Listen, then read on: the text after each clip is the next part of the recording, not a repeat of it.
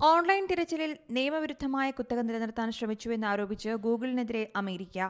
ഈ കാരണം ചൂണ്ടിക്കാട്ടി ജനപ്രിയ വെബ് ബ്രൗസറായ ക്രോം വിൽക്കണമെന്നാണ് ഗൂഗിളിന്റെ മാതൃകമ്പനിയായ ആൽഫബറ്റിനുമേൽ US നീതിന്യായ വകുപ്പ് സമ്മർദ്ദം ചെലുത്തുന്നത്. ഇതനുസരിച്ച് ഗൂഗിൾ വികസിപ്പിച്ച ഓപ്പൺ സോഴ്സ് വെബ് ബ്രൗസർ ക്രോമും ആൻഡ്രോയിഡ് ഓപ്പറേറ്റിംഗ് സിസ്റ്റവും ഉൾപ്പെടെ വിൽക്കുന്ന കാര്യം ആൽഫബറ്റിനോട് ആവശ്യപ്പെടാൻ ജഡ്ജി അമിത് മേത്തയ്ക്ക് നീതിന്യായ വകുപ്പ് നിർദ്ദേശം നൽകിയിട്ടുണ്ട്. ഗൂഗിളിന്റെ നിർമ്മിത ബുദ്ധി സങ്കേതങ്ങളുമായും ആൻഡ്രോയിഡ് ഓപ്പറേറ്റിംഗ് സിസ്റ്റവുമായും ബന്ധപ്പെട്ട നടപടികളെടുക്കണമെന്നാണ് നീതിന്യായ വകുപ്പ് ജഡ്ജിയോട് ആവശ്യപ്പെടുന്നത്.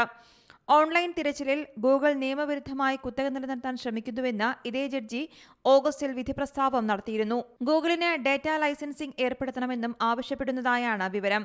ഒന്നാം ട്രംപ് സർക്കാരിന്റെ കാലത്താണ് ഗൂഗിളിന്റെ പേരിൽ കേസ് രജിസ്റ്റർ ചെയ്തത്. കൂടുതൽ മത്സരാധിഷ്ഠിത വിപണി ഒരുക്കുകയാണെങ്കിൽ പിന്നീട് വിൽപ്പന ആവശ്യമാണോ എന്ന കാര്യം സർക്കാർ തീരുമാനിക്കും. തെരഞ്ഞെടുപ്പിന്റെ 2 മാസം മുൻപ് ഗൂഗിളിനെ വിചാരണ ചെയ്യുമെന്ന് US പ്രസിഡന്റ് ജോ ബൈഡൻ നേരത്തെ വ്യക്തമാക്കിയിരുന്നു.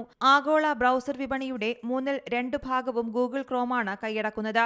US-ലെ തിരച്ചിൽ വിപണിയിലും 61% ക്രോമാണ് ആധിപത്യം പുലർത്തുന്നത്. ഗൂഗിളിന്റെ പരസ്യ വരുമാനത്തിൽ ക്രോമിന്റെ സ്വാധീനം നിർണായകമാവുകയാണ്. ബ്രൗസറിലൂടെ ആളുകൾ തിരച്ചിൽ നടത്തുന്നതും പരസ്യങ്ങൾ കാണുന്നതും നിയന്ത്രിക്കുന്നതും ക്രോം തന്നെയാണ്. News desk C Malayalam news.